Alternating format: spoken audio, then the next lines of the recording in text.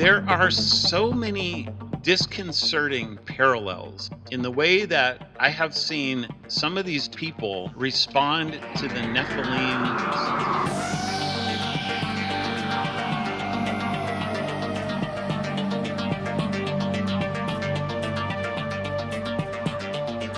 Thank you for joining me on the Unrefined Podcast. I'm your host, Brandon Spain, along with Lindsay Waters, where each week we delve into the mysteries that shape our world, from the tangible to the supernatural, with the foundation rooted in biblical truth. For more content and exclusive resources, visit us at unrefinedpodcast.com. Now, let's dive into this week's episode.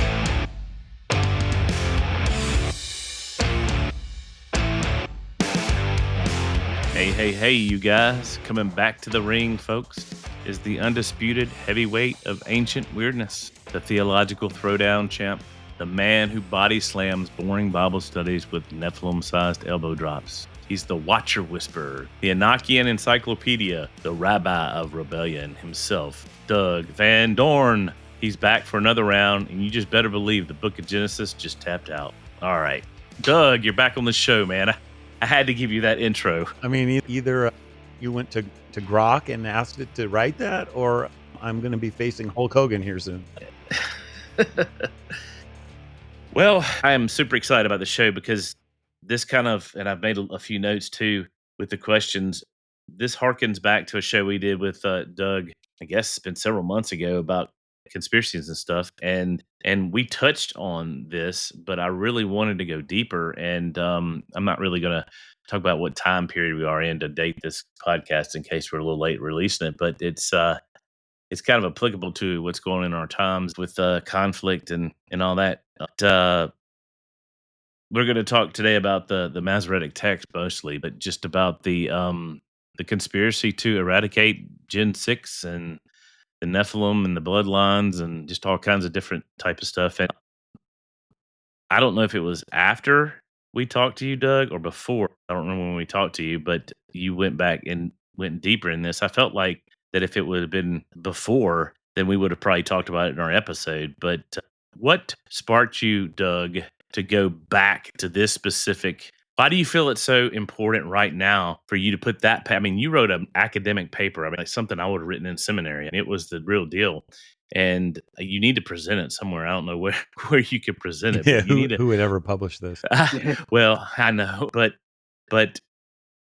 you had. I mean, I can tell the unction. That's an old timey word. The unction to put this paper out. What caused that? What stirred that up? So probably all the heat that I've been getting with John Moffat for doing our Reformed Fringe podcast in our Reformed circles. People are like doubling and tripling down on this whole idea that the Nephilim aren't actually giants, especially Psalm 82.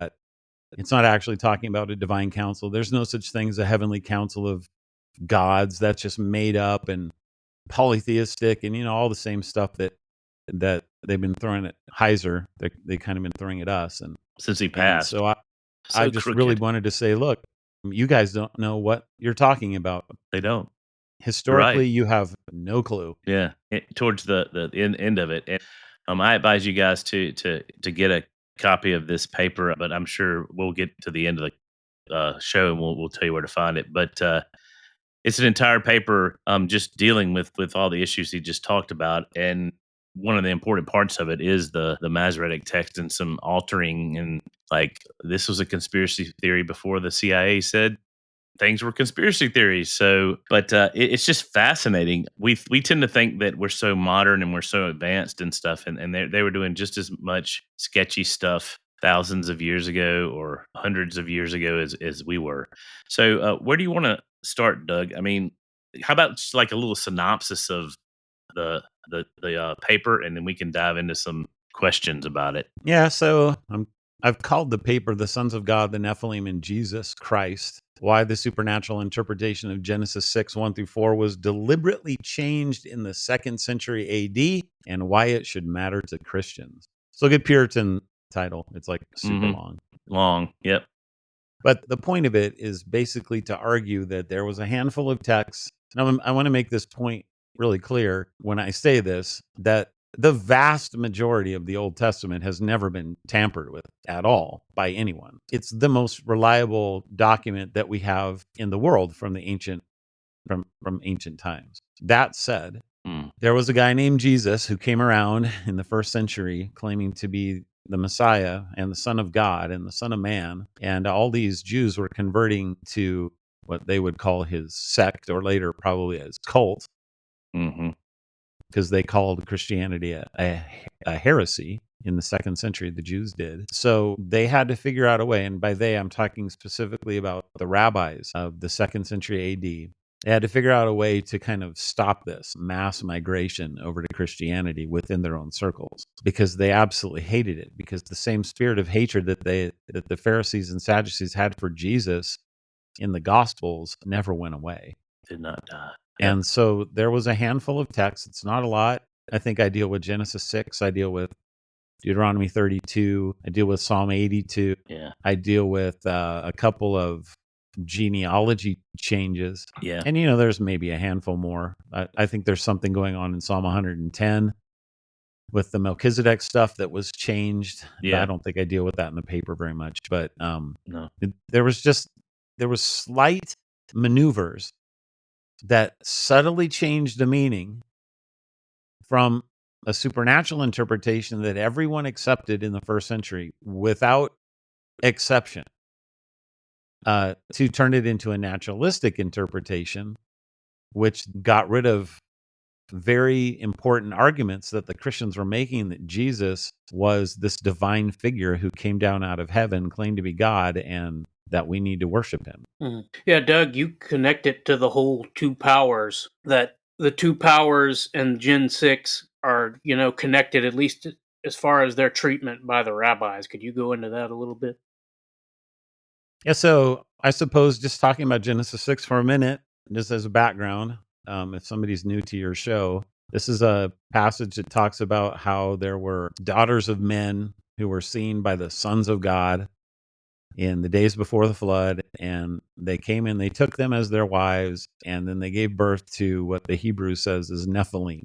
And so around 400 AD, with the likes of the towering church figures Chrysostom and Augustine, who adopted a novel interpretation that can only be traced to the 3rd century in Syria. They adopted an interpretation of this, which is that the sons of Seth married the daughters of Cain, and then they just gave birth to what would be, I suppose, tyrant kings or something like that.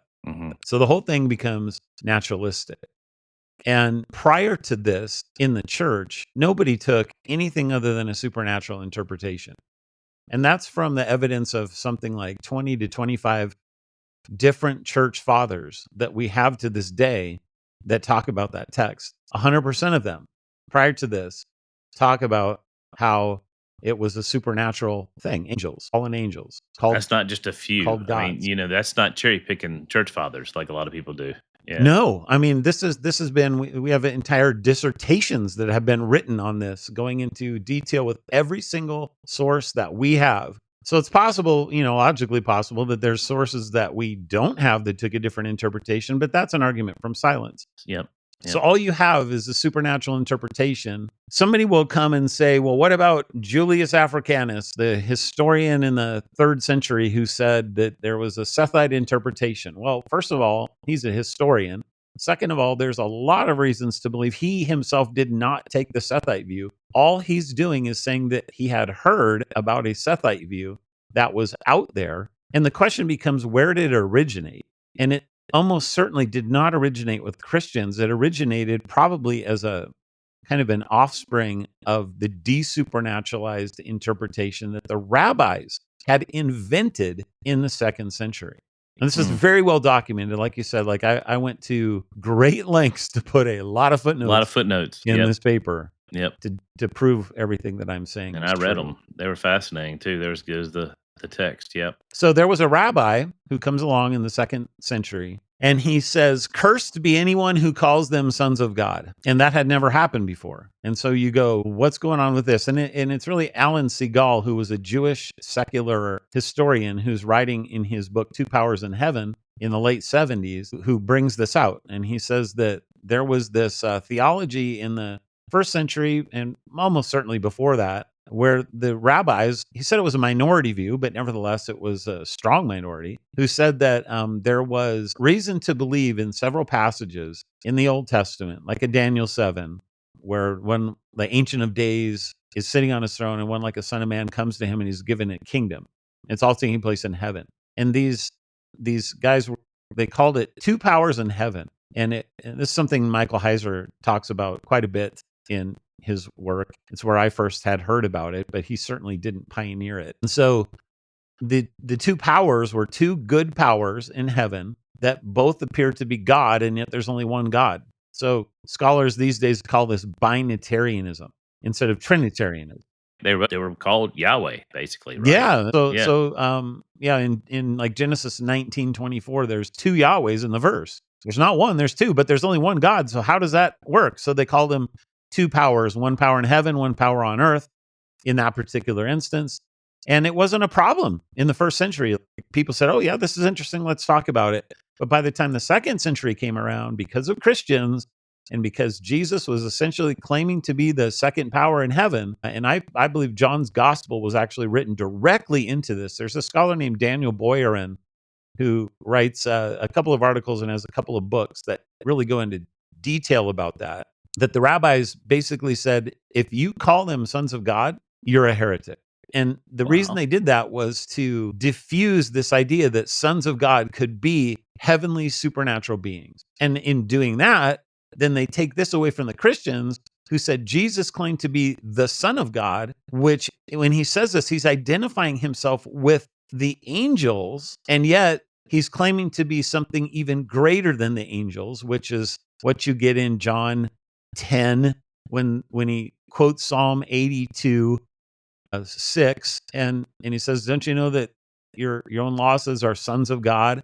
Well, this isn't talking about human sons of God. It's talking about heavenly beings. And that's why when Jesus right after that says, I am one with the Father, he's claiming to be greater than those heavenly beings. He's claiming to be the one who at the end of the psalm inherits all the nations, which goes back to like Psalm 2. Ask of me, and I will give you all the nations for your inheritance, when the Father says this to the Son. So, I mean, that's kind of it's complicated if you've never heard it before, but if you have heard it a little bit, it starts to kind of bring the pieces together. And what I was trying to do in this paper is show that there was a deliberate attempt that the church fathers knew about to suppress certain of these two powers texts by changing the interpretation, and sometimes they even changed the words of the text itself because they were so upset about what it was doing in terms of Christianity. Well, in that John passage you were talking about, to me, that's one of the like grand slam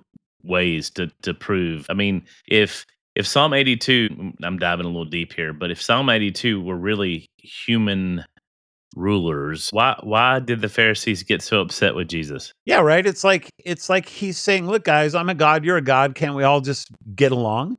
It doesn't even make any sense. Yeah, absolutely none. And I just feel like that there's a lot of stretching of the text, but then, like you said, there's a lot of just blatant changing of the text. And I understand your caveat at first. I want to make the same caveat. I'm not going to poop all over the Masoretic text, so to speak, because I mean it's used in modern translations, and it's a good viable thing. But we need to be aware that there are problems with it.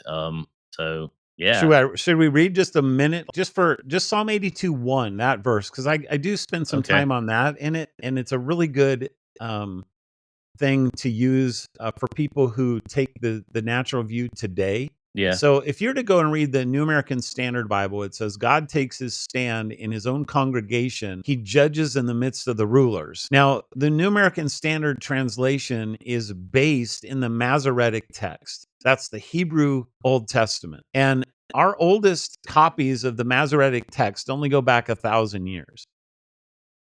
Okay, now that's not necessarily a problem. Like you just said again, you can trust the Masoretic text over 99% of the time. But sometimes, errors creep in, even with as good of quality as they did with copying. But also, there can be deliberate tampering with the text. If you had a group of guys that were that upset about something, and they had all the power to control how a text was being transmitted, then you could theoretically have changes in the text.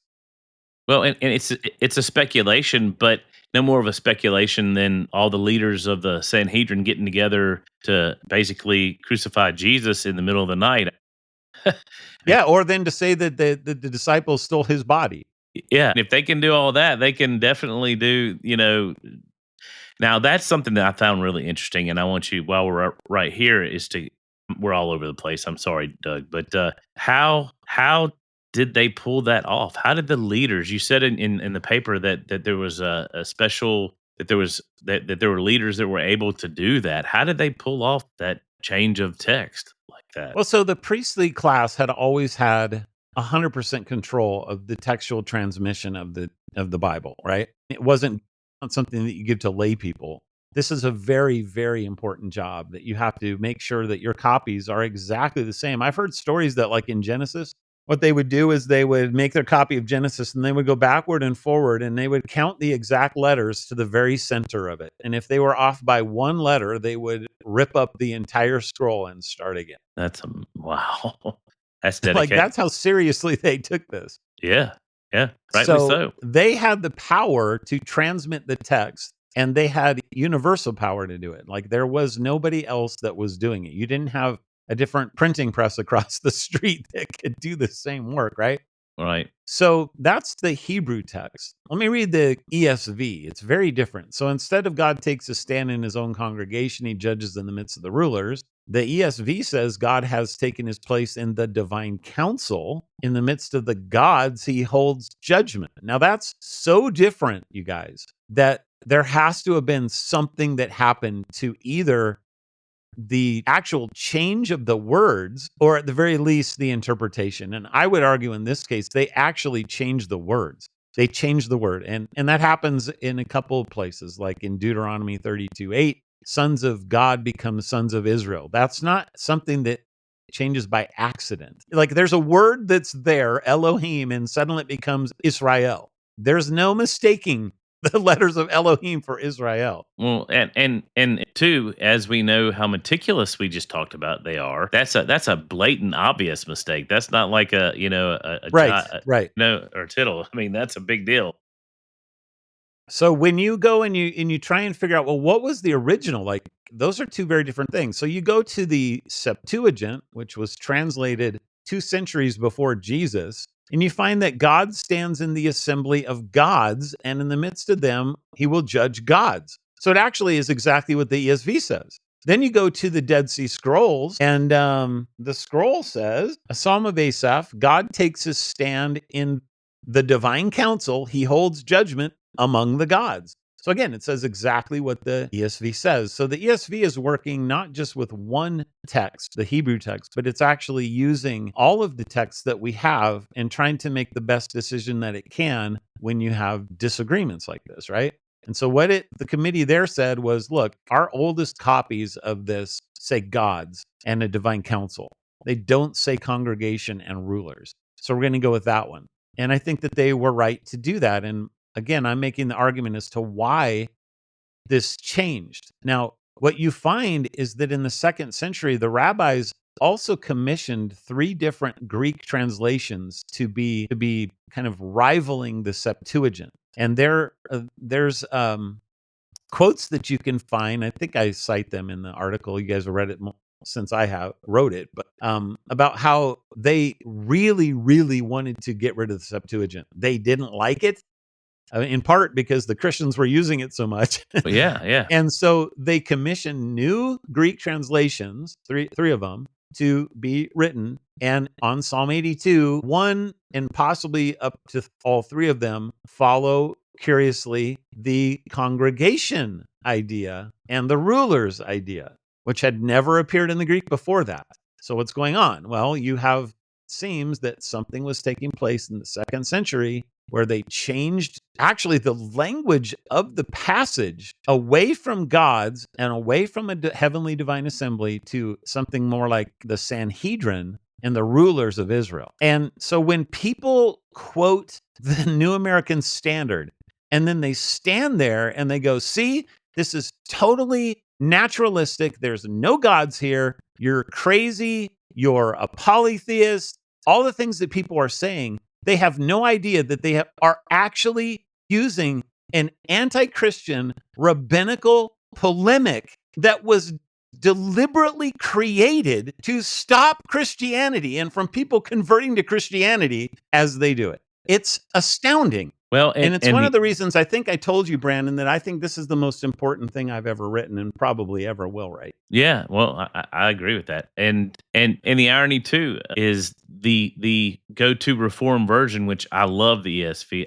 Man, I love it. It and the net are my two go-tos for. I like the net for its notes, but I love the ESV. I love its design, but it is the Reformed Bible of choice. But yet, here we go, Reformed guys coming out, and it's not just Reformed guys. I'm not going to just pick on obviously Reformed guys, but what you're dealing with are mostly Reformed guys. Yeah. And there it is, right there in the ESV. But yet they go the NASB, and anyway, the irony of that is kind of not lost on me either. But I take it that they probably use other passages because I haven't found a translation. I don't know if you have, Doug. I haven't found a translation yet in English that's really consistent in all these areas, though. No, I haven't found one either. No. Yeah. Because most of these are being written by committee, and you'll have one scholar that's over one book and a different scholar that's over another book, and so that's where where something like the Living Bible or whatever the Message that are written by just one guy. Yeah. At least it might be a terrible translation, but at least it'll be consistently terrible. That's true. Yeah. And where can you get gigantes from the Greek? How can it possibly be rulers? I mean, it's even in the English, we get our word giant from it. So I guess since I'm not a biblical scholar in the proper sense and have a doctor or whatever behind my name, but I just pull back and look at it just common sense that it doesn't play out. It's just real simple to me that there's something stinky in Denmark in this situation. So. And it's not all pure speculation, because I bring up several church fathers that were very aware and wrote deliberately about how we know that the Jews changed the text. I mean, Justin Martyr says something like, if they would have known any of the other texts that we were using, they would have burned the whole Bible. That's pretty strong language. Yeah. Well, and I'm going to get into some speculation in this show just because I just want to throw it out there, and I'm going to caveat it up front that it is speculation. I mean, there could be some evidence for it, but it's purely speculation. What I want to ask you, Doug, you talk about the importance of this at the time, going against Jesus, trying to pull Jesus out of the text, make him not a son of God. What about the even bigger aspect of it, of the anti-supernaturalism aspect of it? You talk about that in your paper, and could that have been a plot perhaps to, I'm just going to say it, just to kind of edge out the whole seed war aspect of it, where it becomes more just about land and not really ethnicity and blood? I know that's speculation, but could that be a tenable perhaps reason for this too as well? Does that make sense? Am I making sense at all, guys? Yeah, I think it makes sense. Yeah.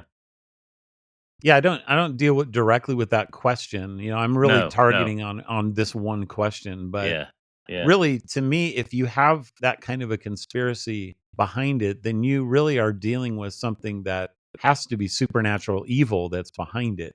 Yes. And you wipe that out, and you don't have that. It's one thing for like a rabbi to get mad that Jesus says he's God and we're going to get together. It's another thing to have that be a satanically inspired movement. Yes. And with an even greater thought, which is to desupernaturalize the text in order to destroy people's ability to see the seed war being brought out. And these are not either ors, and so I'm perfectly comfortable thinking along the lines that that could have been one of many motivations that they would have had. Liberal scholars will say that the rabbis were trying to stamp out any kind of polytheism. And so what they were doing was they were monotheizing the text when they did these things and keeping people from seeing that there are gods. Really, that's these militant monotheists. What they really mean is Unitarians. Yeah. But they don't say it that way because they're liberal scholars. And, were they maybe doing that? Yeah, maybe. I mean, that might have been part of what was going on. Maybe Maybe there was some Gnostics or something, that Christian Gnostics that aren't Christians at all, but maybe they were involved in the 2nd century in messing with Jewish converts or something as well. There's multiple possibilities for motives of why you would do something like this, but I think at the heart of it has to be Jesus. Yeah, The New Testament definitely. tells me that. Yeah, yeah. And well, it goes to the heart of the gospel too, why he came. It's all about the blood. I mean, I want to bring it back to that. The blood is the centrality of the gospel. And the other thing I was just sitting here thinking, just kind of spitballing a little bit, is, and you can check me out on this, Doug, but I've always heard that Islam was not a Jewish heretical sect, but it was a Christian heretical sect. And to me, I see lots of hints of henotheism in Islam, not polytheism, but henotheism. And where did they get that from? Misreadings of the Christian texts, and so I guess what I'm trying to say is they got it from somewhere outside the Jewish frame of reference. They got it interesting from Coptic priests, in that who he was influenced by, I think. Coptic Eastern priest, where a lot of the Sethite originally came from. And anyway, I just I wonder where they got that from, if they didn't perhaps get that from what they thought Christians taught. I'm not saying Christians we teach henotheism by any shape, form, fashion.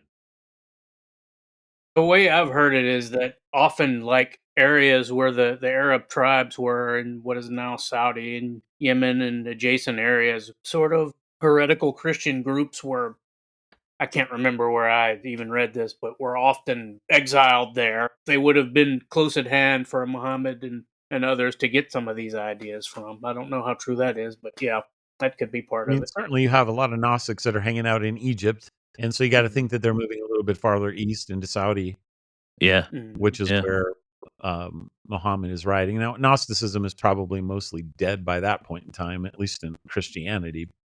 yeah. Yeah, Islam is an interesting beast. I would definitely say that it is almost a cult of Christianity. Yes. But of course, Christianity itself is also rightly is true Judaism, if you want to call it that, because we have part of our sacred scriptures exactly the same as theirs. Yeah, yeah, yeah. Doug, you mentioned, I think, 1 Timothy and Titus 1, I believe, the question of Jewish Paul mentions Jewish fables. You talk about the way that's kind of been used against the divine council worldview and such. Could you go into that just a little bit? Yeah. Yeah, that's a really interesting thing. When I was preaching through Timothy, it just struck me. I think I was probably writing about the conspiracy theory stuff at that very point. And I thought, well, when Paul's talking about Jewish fables, that's pretty specific. People will read that idea that you shouldn't have anything to do with myths and genealogies unless they see you should never read Greek mythology, and you shouldn't look at the genealogies of Hesiod and where the Greek gods came from and stuff like that. That isn't what he's talking about. Yeah. Even in the slightest. No. So he right. talks about Jewish myths and fables that have to do with genealogies. And it just struck me because I had seen a video. Can't even remember what the guy's name is off the top of my head, but he was talking about how there was this textual variant in Genesis 46:27 and Exodus 1:5. And it's a variant in a number. Very, very strange thing. The number is either 70 or 75 people went down into Israel. Or, went down into Egypt from Israel. Mm-hmm. And so you're like, well, who cares? All right, so it's actually a really, really clever way of helping to support some of the other textual variants that you're changing, because the number 70 was associated with the sons of God, but it was never associated with Israel. 75 was associated with Israel because that's what the original number was of the sons of Jacob that went into Egypt. Right. But if all of a sudden you change that number to 70, now you can go see the number of the sons of Israel is 70. And so when you're in Deuteronomy 32:8, and you read that God gives the nations according to the number of the sons of Israel, everybody knew the number was 70. That wasn't even something you needed to explain. The Targum tells you it was 70. But only if you had a place where you could prove that 70 was a number that was associated with Israel itself. 70 was associated with the number of elders that went up the mountain. But that's actually divine counsel stuff. So you needed something that would show you 70. So you change the number 75 down to 70 and voila. You're starting to deal here with Jewish myths and fables that have to do with genealogies. You see how many Yeah. people went Yeah. down? There's another one in Genesis 11 where it's the genealogy of, of Shem, the son of Noah, that goes from Shem to Abram. And when you read it, it gives you like a number of years that each person lived. And Mhm. then what you find is that it's like so-and-so was 58 years old when he had his kid, and then he lived to be such and such a year. And then the next guy, he was 56 years old. Well, if you go into the Septuagint, you find that he was 158 and 156. So magically, 6 different times, the number 100 just poofs out of existence or into existence, depending on which one is original, Mhm. with the text. And you go, well, okay, well, that's not a big deal. Well, yeah. Until you realize that there was a Jewish myth that had cropped up, guess when, in the 2nd century, Mhm. and maybe even earlier. It's possible that Hebrews is actually kind of alluding to this. The priest which- thing we were talking about The earlier. priest thing Yeah. that we were talking Yeah. about. Yeah. So that might have been the origin of it. That the myth was that there was a guy named Melchizedek that met Abraham in outside Jerusalem, and they had bread and wine together after the giant war. And so, like, who is Melchizedek? And so the myth became that Melchizedek is Shem. Well, wait a minute. I just said that this genealogy deals with Shem's descendants. Well, that's interesting. So what you find is that when you get rid of 650 years worth of time by dropping out the number 100, magically Shem is alive in the days of Abraham. And therefore he can be Melchizedek, at least on a historical timeline. However, if the original number had the extra 650 years, Shem dies like 500 years before Abraham is even born. And so there's no possible way that he could be Melchizedek. So why would anybody, you're like, well, who cares about any of this? So earlier I said that I think there could have been some tampering going on with Psalm 110. This is a wild one. Listen to this. Okay, so Psalm 110, the first verse, the Lord says to my Lord, sit at my right hand until I make your enemies your footstool. So the Lord says to my Lord, this is one of the most quoted verses in the New Testament about Jesus. About Jesus, yeah. So it's a Psalm of David, and he has 2 lords in the verse. The Lord says to my Lord, but David's the king of Israel. So how can David have 2 lords above him? Wouldn't he only have one, which is God? But no, he says there's 2 of them. So the New Testament attributes the second Lord as Jesus, and the first is the Heavenly Father. And this Lord is not Adonai, right? In the Hebrew or the No, Greek? it actually is. In this case, the first one is Yahweh, and the second one is Adonai. Okay, all right. Okay. So this Okay. one isn't the 2 Yahwehs passage, but nevertheless, in the English, it's a 2 Lords passage. Yeah, yeah. Okay, so the Lord there is clearly Jesus according to the New Testament. So then you come down and you read, what is it, verse 3 in the ESV. Your people will offer themselves freely on the day of your power in holy garments. Okay, you go, all right, well, who cares about that? And then from the womb of the morning, the dew of your youth will be yours. All right, no big deal. Until you read the Septuagint, listen to this language. With you is dominion in the day of your power, in the splendor of your saints. I have begotten you from the womb before the morning. Wow. That's completely different, right? Yeah. And that's That's exactly Jesus. the language of Psalm 2. Yeah. Yep. Kiss my son, lest he be angry. I mean, Now, the now whole you go, psalm. well, what does that have to do with Melchizedek? Well, verse 4 says, the Lord has sworn and will not change his mind. You are a priest forever in the order of Melchizedek. Yep. So what's happening then is that it seems like, if you read the Septuagint, that the Lord of verse 1 is Melchizedek, and he's been begotten before the dawn. Which means that Jesus is being identified as Melchizedek. So you go to the Dead Sea Scrolls, and you find that there are entire traditions that identify Melchizedek as the second power in heaven. He actually becomes the Lord of Isaiah 61, which is the scroll that Jesus reads in Luke, right? And Isaiah 61 says, the Spirit of the Lord God is upon me because the Lord has appointed me to bring good news to the poor. Well, all of a sudden, I think it's Yahweh there is like replaced in the scroll with Melchizedek. And you're like, what? That's so weird. And then when you come to Hebrews, you see that Melchizedek is like the priest forever. He never dies. He has no father or mother. He has no genealogy. There's that idea again. And so I would argue that Hebrews is identifying this tradition of Melchizedek with the second power in heaven, which is what the New Testament claims is Jesus. So imagine you're a rabbi, right?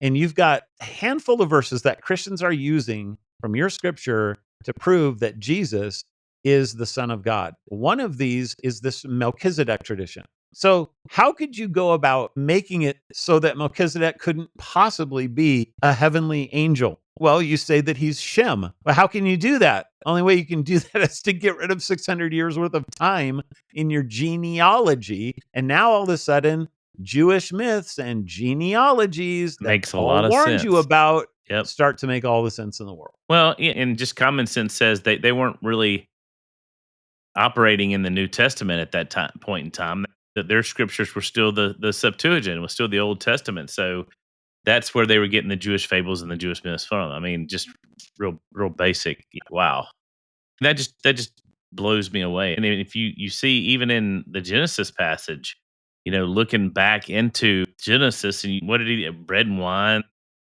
Yeah, exactly. The same thing Jesus gives to his disciples. Exactly. I mean, it's too many coincidences there. And when coincidences start lining up, it gets conspiratorial, in my opinion. So I don't believe in coincidences, actually. Well, let me kind of push this forward a little bit and ask a question. Do you think that this Nephilim worldview? I mean, obviously, since Heiser has passed, and there's been this massive blowback, which is really interesting to me. Why now? I mean, part of it is because he's passed, but stepping back, and you talking about the diabolical aspect, the unseen realm aspect, what we don't see is going on here. What could possibly be motivating these attacks and these Christians to the Nephilim worldview now, and how, Doug? And I know this is speculation. I'm going to say it, but how do you just entertain me a little bit here? Speculate. How could this possibly affect world events, wars, technology, and the rise of globalism? Why is this Nephilim and this giant and this battle that we're fighting, seemingly just little theological stuff? There's something bigger here, is what I'm trying to say, and that's why you feel that Holy Spirit, this is important, that inside of you, and I did too. I've been talking to Lindsay about it. It's like I want to get Doug back on the show just to talk about this conspiracy, because I think it's really important, and I think it goes back, and I think it carries forward something bigger in the future. And I know the devil is not omniscient, obviously, but he's brilliant. I'm not gonna give him accolades or anything, but he's smart. Anyway, back to the question: what could be a bigger motive of this? Okay, so I'll entertain your speculation. Might as well. None of my friends are going to listen to this podcast, so or my enemies. I put it that my friends might, but my enemies won't. Yeah. So let me just say this: there are so many disconcerting parallels in the way that I have seen some of these people respond to the Nephilim, sons of God, divine council worldview that parallel the exact same outrage that the Pharisees and the Sadducees had, that it blows me away. And I specifically refer to the idea of tradition.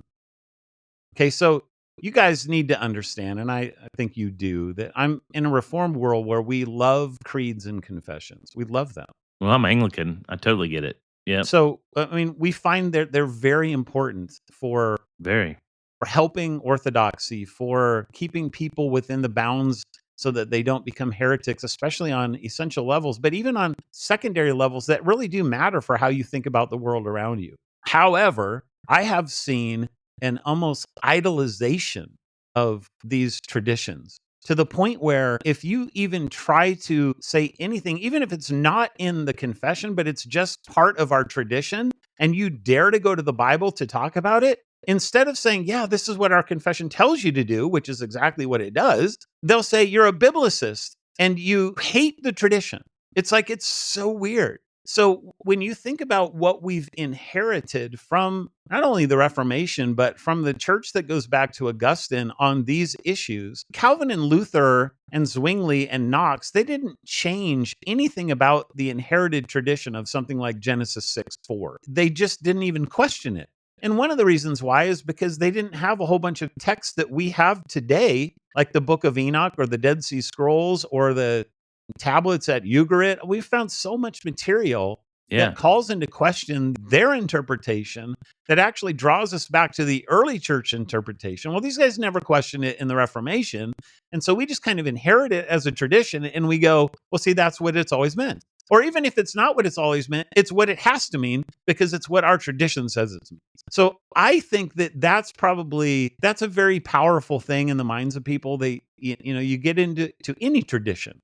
It doesn't matter what the tradition is. It could be the most Pentecostal tradition that there is. If you start messing around with their view of the Holy Spirit and try to give them a different view, you can forget about it, right? So this just happens to be the way that a lot of Reformed people are. It's not all of them. A lot of them have a very healthy view of confessions, but some of them don't. And it reminds me so much of a certain group of these guys, of the Pharisees, that it becomes so disconcerting because I know what Jesus said about the Pharisees. And I know what he talked about, that they love their tradition more than they love Jesus, and that he called them sons of the devil. Like, those are terrifying things if you're seeing parallels going on, which, if that's true, then at the very least, I think you could say that the devil is using the same playbook against ignorant people. At the worst, you could say that he's actually infiltrated the ranks and he's using people that aren't saved, who think that they are or pretend that they are, to spew lies and to call into question the actual biblical meaning of a text. That's terrifying. That's just on the human level. I didn't even get to, the more broadly worldview things, but I don't know what you guys think about that, but that's been something I've noticed more and more the last probably dozen or so years, that I have seen certain pastors interact with theological issues that become the end all of everything that they think about. And they must defend it, even though you're like, there isn't anybody in the world that even understands what you're talking about, let alone being this is the most important doctrine that you should ever think about. Genesis 6 is one of those kinds of things. And for whatever reason, maybe it is the supernatural. I don't know. They're ignorant of the history. They don't understand that they're actually using anti-Christian polemics. And when you try and show them, they don't care, which that really bothers me too. How could you not care about this? At the heart and soul of what we're talking about today is the deity of Jesus Christ. Like that, how do you get anything that's more important than that? Yeah. I can't think of it. I can't either. Well, and two, and I think there's I've noticed this in Reformed circles, and I'm using that broadly, bigger than just Calvinism, but in Reformed circles, there's this real tendency that we want to, particularly in the West, that we want to elevate Augustine. We had the early church, then Augustine, and it's almost like we had a restoration of restorationist type things, and we don't come to realize that he is just as fallible as the early church fathers. Yeah. In a lot of ways, and he's not right about everything. And and I guess all I'm saying is that if we took the same standard that we do with the early church fathers about, well, this one taught this, well, he was the only one, so therefore we can't really put much stock or credit into it. If we did that standard with Augustine, you get what I'm saying. I mean, we do that because he's our patron saint of the Reformation. Yeah, and basically, right. I think I just quoted a thing from Calvin that in his Institutes, he quotes probably 20, 25 different church fathers, and sometimes up to 2-3 dozen times. But then you get to Augustine, and it's over 750 times that he quotes him, just in the Institutes. That's crazy. Wow, I didn't know that. I'm reading through it slowly, but I didn't know. Wow, that's amazing. And I mean, we're just people, and you're right. It's that subtle form of religious pride that we get into, and I see ditches on both sides of the road with the tradition thing. Tradition's very important. Anglicans tend to be more prima scriptura than sola scriptura, and then it's a fine hair's difference, not much at all. But it's like almost I see in the Calvinist circles, and they don't need to go this way, is almost a solo scriptura. Yeah, 100% agree. And they're just setting up their quote enemies to they'll make that a straw man and attack them for that reason. And there's a place for traditions and confessions, and I know Baptists don't do creeds, but even creeds. Hey, this And Baptist does. I read a whole book I on know. creeds. I've heard this Baptist is almost Anglican other than baptism, but anyway. No. You're almost a good Baptist or a good Reformed Baptist, Brandon. You're so close. That's probably more, honestly. My son is making the journey towards faith, and I told him he was baptized in the Anglican Church, and I said, I want you to get rebaptized. So if that tells you how I feel. Anyway, but Brandon's making a journey towards being defrocked. No.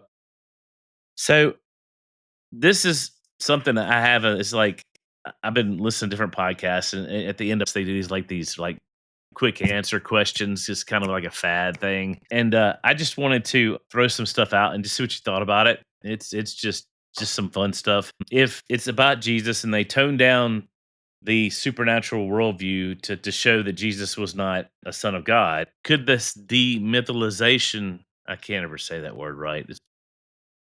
The demythologization, yeah. Yeah, there you go. Could this have been perhaps a plot to erase and spiritualize supernatural enemies, making room for a more nation-centered interpretation of Scripture? I mean, I know I talked about that a little bit.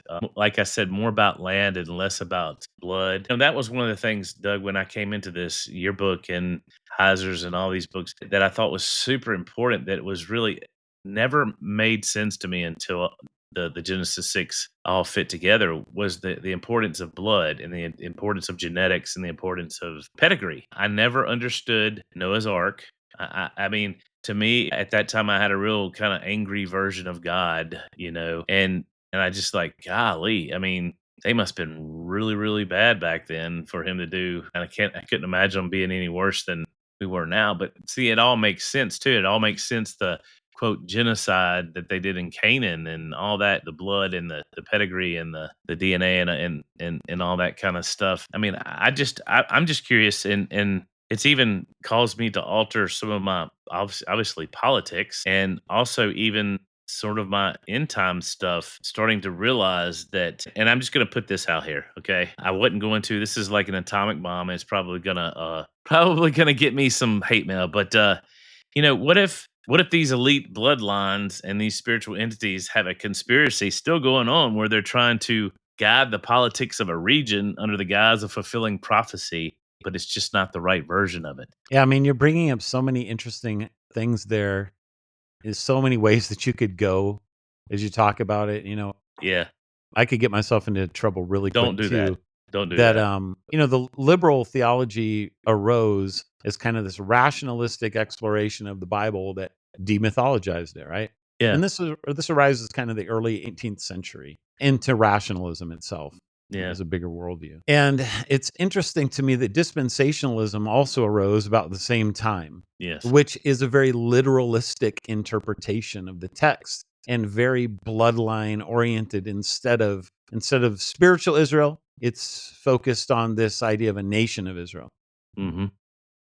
Neither I wrote about that on a Facebook post a couple of days ago, that there's two Israels in the Bible. Yes. Paul mentions two Israels in one verse. Yes. Same as there has to be two Yahwehs. If you have two Yahwehs in one verse, there has to be two Israels. If he says not all who are descended from Israel are Israel. So who are these two Israels? And it's like dispensationalism discounts the fact that there's always been a spiritual Israel, always. And in favor of this kind of only physical bloodline Israel is all that matters, as if that's all that any of the promises were ever given to in the Old Covenant, even in spite of the first 5 verses that come right before that in Romans 9, where Paul's talking about how, yeah, I get that there's biological Jews. I'm one of them. He had through that group of people, the covenants, the promises, and all these things came to them, but not all who are descended from Israel are Israel. Like that's the context of that verse. So there's some interesting parallels there. And of course, we all know how dispensationalism, at the very least, has been used, especially since 1948, to kind of perpetuate this Zionism that you find in especially American politics, that the nation of Israel regardless of what it is in relation to whatever the Old Testament is and the New Testament says it is, it can do no wrong. No matter what it does, it can do no wrong. Yeah. Okay, Yeah. so now you have instantly when you say that, you're like, okay, well, now we're back in that region of the world, and we have a region of the world. And if you have a divine council worldview at all, your mind can easily start thinking about principalities that are over various places. And, what are the kind of spiritual, political overtones that are going on in the invisible realm? Are they creating a sort of like a bizarro Superman end times revelation scenario they're trying to bring about? I don't know. Yeah. Could this be something that they're using to do that? Yeah, I don't think it was created to do that, because these are almost 1900-year-old things that have been taking place, or 1600-year-old things in the church that have been taking place. So these are pretty new in terms of how it's being used in our day. But could Satan use the desupernaturalization that took place with the Jews in the 2nd century, with the church in the beginning of the 5th century for these kinds of purposes? 100% he could do that. Well, it's interesting, too, that your dispensationalists tend to be your most adamant anti-supernaturalist. In some ways, but in other ways, they're the most supernatural. They're far more supernatural than some of my Reform friends on some issues. It's kind of like compartmentalizing of the supernatural in both cases. Well, and they're biblicists and they're not. Yeah, exactly. Yeah. So, but I just wanted to throw that out there because I'm seeing these patterns, and I was talking to you earlier about a chiasm, and and I kind of saw one, and I wanted to bring this up on the air because I wanted you to correct me if I'm wrong with it, but I just see it starts with one man. It goes up to 12 tribes, then it goes to a nation, then the nation fractures, it goes back to one man, goes up to 12, but we stop there with the 12 and we don't think about the 70. Yeah. I mean, that there is important, and then they tried to alter that in the second century. It's almost like they were trying to snuff out the like you said in your paper, that is 70 the nations that the Jews were originally supposed to reach out to. I mean, I've always believed that the Old Testament they were supposed to be missional, and they were supposed to be missionaries, and they were supposed to bring all nations back. It's almost like that recapitulation goes to the 70, then it goes to the ends of the earth. I saw that in your paper, and I was like, man, yeah, it's the exact opposite. And it even reconstitutes, obviously, Babel with Pentecost and the whole thing. So I just saw this like huge chiasm in the Bible. That's what I was talking about. You've probably seen that before, but it's just I just see that possibly diabolical forces using humans, obviously, could be trying to obfuscate that. I don't know. That was the chiasm that I was talking to you about earlier. I was telling a friend of mine, we were talking about Heiser's book, and I was talking about this exact same thing about how I said, really, his book is about reaching the 70 nations. That's ultimately what the unseen realm is about. Yes. He's like, so yeah, most people are so blown away by either the divine council or the angel of the Lord or the giants in that book that they stop there and they don't actually understand the rest of the book that they're reading. Mike is telling a story in the unseen realm about how Babel is reversed at Pentecost. He's far from the first person that's done that. Mm-hmm. But the unique thing that I've seen in his writing is that he takes this idea of 70 with the 70 sons of God in heaven that then parallel the 70 elders that go up the mountain of Israel to meet with God in Exodus 24. As kind of, this is I don't know if he would put it this way, but it's the way I put it. It's a earth mirroring heaven thing. And so Israel becomes the human counterpart of the heavenly sons of God, because God is reconstituting that council because the heavenly council's evil. This then becomes 70 elders or rulers that judge Israel in the book of Numbers, which becomes the 70 Sanhedrin, which become the council. That's deliberate language, the council of Israel. And their job was to bring the nations to the Lord, which of course they didn't do. I'll show you a really interesting one. This is in, I think, Acts 23. This is wild, dude. I just saw this when I was preaching this, I don't know, a month or two ago. There's 3 numbers that are used when Paul's on trial, and the Sanhedrin brings Paul to trial. The Sanhedrin is made up, in this case, of the Sadducees who deny that there's a resurrection. And so in this one particular instance, Paul's kind of siding with the Pharisees, and then he creates a fight between them. And then it uses this language of deliberately the council, and then it says that there were 70 men, and then it uses the number when they arrest Paul, they use 200 soldiers and 200 spearmen and like 40 chariots or something to come in and save Paul, to get Paul out of there. And I'm like, 70, 240. Those are literally the three numbers associated with the Watcher event. 70 sons of God, 200 watchers that come down in the book of Enoch, and 40 is the day of the number of the flood. So I'm like, that cannot be an accident. When you read the whole story through the eyes of the flood and the Watcher story, basically, I think what Luke is doing is he's subverting the Sanhedrin. And he's saying, now you guys are acting exactly like the very entities that you deny exist because you don't believe there is such a thing as angels. There's 200 of them, or there's that came down on Mount Hermon in the Genesis 6 thing. There's 70 of them in the divine council. And I'm going to use these numbers to show you that God is now judging you the very same way that he judged them. And you didn't even realize it because you don't even believe that they're real. It's like so amazing in its subversion. And what ends up happening is that Paul is saved through this. He becomes almost like a new Enoch figure.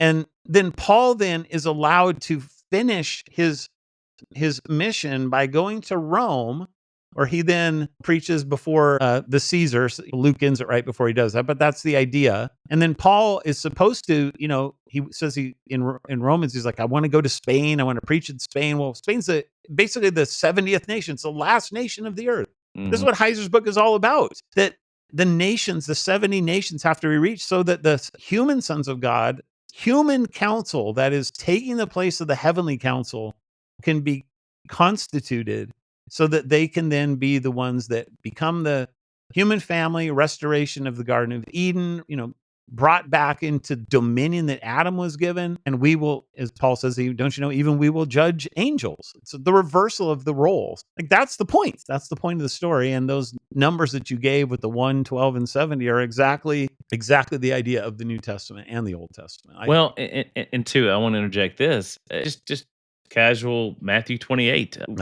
We misinterpret that. I misinterpret that because this is my heart is discipleship. It doesn't say to disciple individuals. It says to disciple nations. All the nations. Yep. All the nations. And I've always so how do you disciple a nation? Well, I think we have our answer.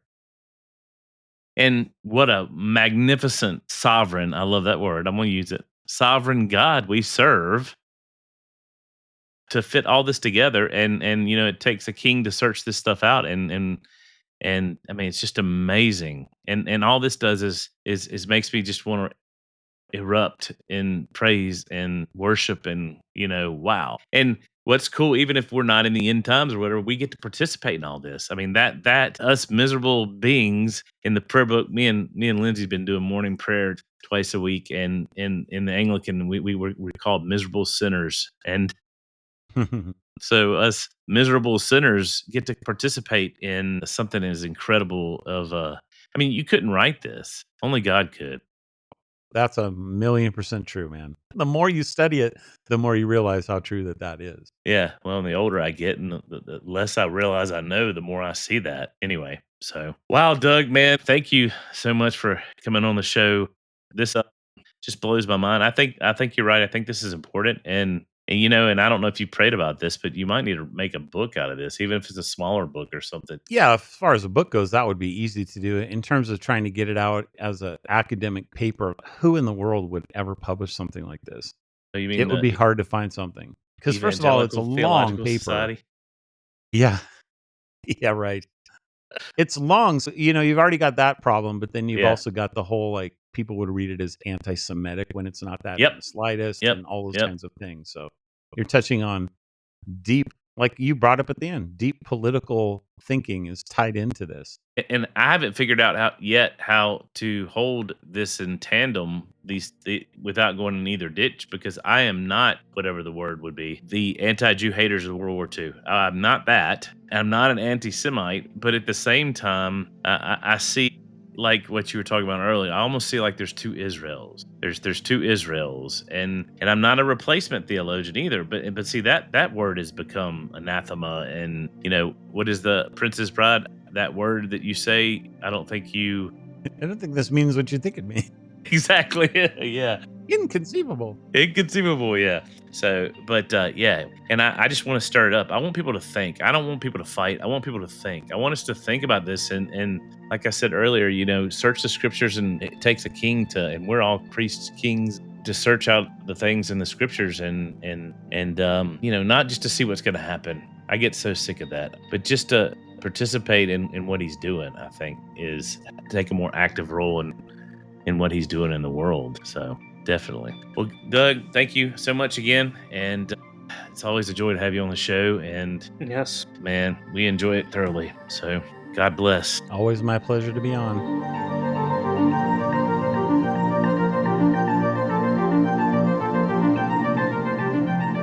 Thanks for listening and supporting us. And remember, stay naturally supernatural.